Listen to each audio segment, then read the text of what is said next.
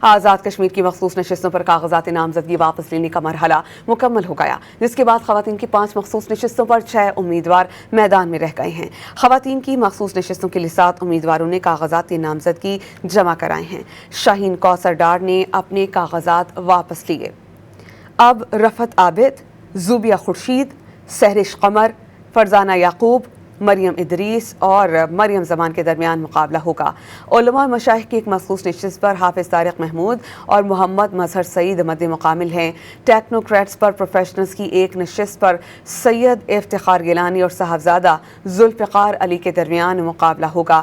بیرون ملک مقیم ریاستی باشندگان کی مخصوص نشست پر صرف ایک امیدوار کے کاغذات منظور ہونے کے باعث بلا مقابلہ انتخاب مکمل ہو گیا۔